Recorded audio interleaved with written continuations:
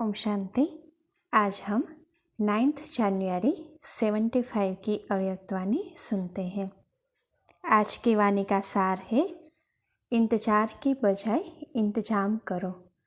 अपने सर्वश्रेष्ठ एवं कल्याणकारी संकल्प से सत्यों की पावन सृष्टि का सर्जन करने वाले सर्जनहार शिव बाबा बोले, निराकारी, आकारी और साकारी, इन तीनों स्टेजेस को समान बनाया है। जितना साकारी रूप में स्थित होना सहज अनुभव करते हो, उतना ही आकारी स्वरूप अर्थात अपनी संपूर्ण स्टेज व अपने अनादि स्वरूप निराकारी स्टेज में स्थित होना सहज अनुभव होता है। साकारी स्वरूप आदि स्वरूप है, निराकारी अनादि स्वरूप है। तो आदि स्वरूप सहज लगता है या अनादि स्वरूप में स्थित होना सहज लगता है?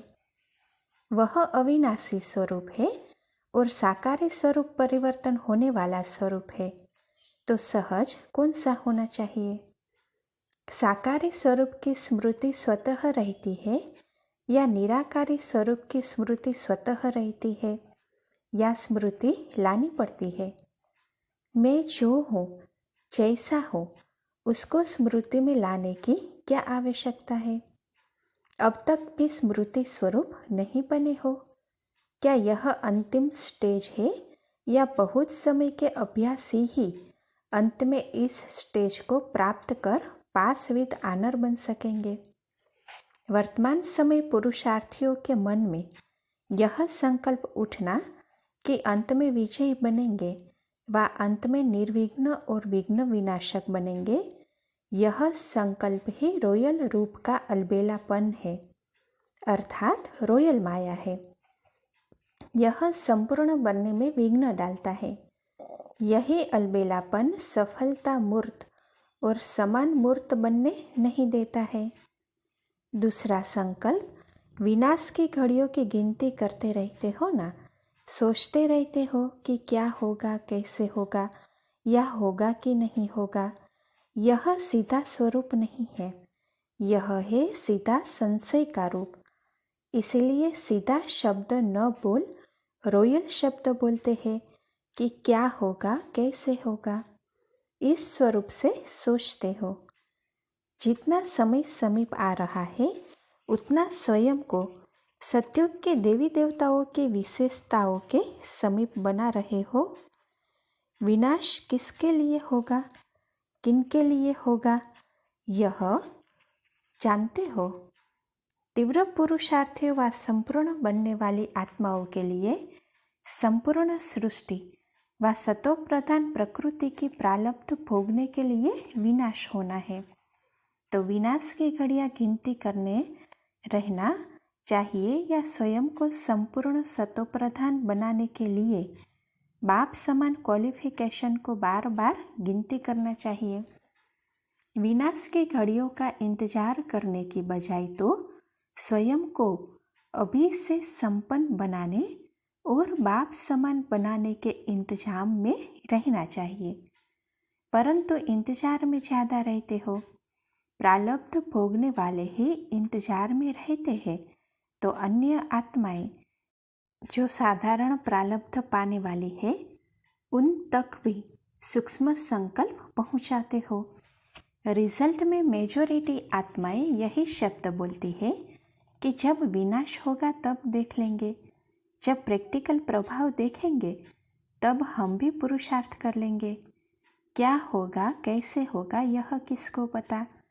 यह वाइब्रेशंस निमित्त बनी हुई आत्माओं का औरों के प्रति भी कमजोर बनाने का व भाग्यहीन बनाने का कारण बन जाता है। इस समय आप सबकी जगत माता और जगत पिता की व मास्टर रचयिता की स्टेज है। तो रचयिता के हर संकल्प अथवा वृत्ति के वाइब्रेशंस रचना में स्वतः ही आ जाते हैं। इसीलिए वर्तमान समय जो कर्म हम करेंगे, हमको देख सब करेंगे। सिर्फ यह अटेंशन नहीं रखना है, लेकिन साथ साथ जो मैं संकल्प करूँगी, जैसा मेरी वृत्ति होगी, वैसे वायुमंडल में व अन्य आत्माओं में वाइब्रेशंस फैलेंगे। यह स्लोगन भी स्मृति में रखना आवश्यक है, वरना आप रचयिता की रचना कमजोर अर्थात कम पद पाने वाली बन जाएगी। रचयिता की कमी रचना में भी स्पष्ट दिखाई देगी। इसीलिए अपने कमजोर संकल्पों को भी अब समर्थ बनाओ। यह जो कहावत है कि संकल्प से सृष्टि रची, यह इस समय की बात है। जैसा संकल्प वैसी अपनी रचना रचने के निमित्त बनेंगे। इसीलिए हर एक स्टार में अलग अलग दुनिया का गायन करते हैं। स्वयं का आधार अनेक आत्माओं के प्रति स्मृति में रखते हुए चलते हो, या यह बाप दादा का काम है, आपका काम है या बाप का काम है? प्रारब्ध पाने वालों को पुरुषार्थ करना है या बाप को? जैसे लेने में कुछ भी कमी नहीं करना चाहते हो, या लेने के समय स्वयं को किसी से भी कम नहीं समझते हो, बल्कि यही सोचते हो कि मेरा भी अधिकार है, वैसे ही हर बात को करने में अपने को अधिकारी समझते हो, या करने के समय तो यह समझते हो कि हम छोटे हैं, यह बड़ों का काम है, और लेने के समय यह सोचते हो कि हम छोटे भी कम नहीं हैं, छोटों को भी सब अधिकार होने चाहिए, छोटों को भी बड़ा समझना चाहिए व बनना चाहिए। जो करेंगे वह पाएंगे, या जो सोचेंगे वह पाएंगे। नियम क्या है? सोचना, बोलना और करना, ये तीनों एक समान बनाओ। सोचना और बोलना बहुत ऊंचा, करना कुछ भी नहीं, तो वे सोचते हैं और बोलते ही समय बिता देंगे, और करने से जो पाना है वह वे पा नहीं सकेंगे। स्वयं को तो श्रेष्ठ प्राप्ति से वंचित करेंगे ही, अपनी रचना को भी वंचित करेंगे। इसीलिए कहना कम और करना ज़्यादा है। मेहनत करके पाएंगे, यह लक्ष्य सदा याद रखो। मुझे भी महारथी व सर्विसेबल समझा जाए, मुझे भी अधिकार दिया जाए, स्नेह व सहयोग दिया जाए, यह मांगने की चीज़ नहीं।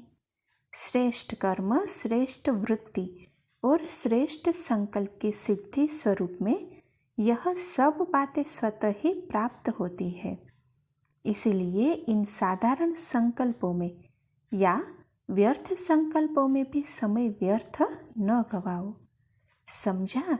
ऐसे बाप समान गुण और कर्म करने वाले, हर संकल्प में जिम्मेवारी समझने वाले, संकल्प में भी अलबेलेपन को मिटाने वाले, सदा बाप समान बाप के साथी बन सदा साथ निभाने वाले, हर पाठ को साक्षी हो बजाने वाले सर्वश्रेष्ठ आत्माओं को बाप दादा का याद प्यार और नमस्ते।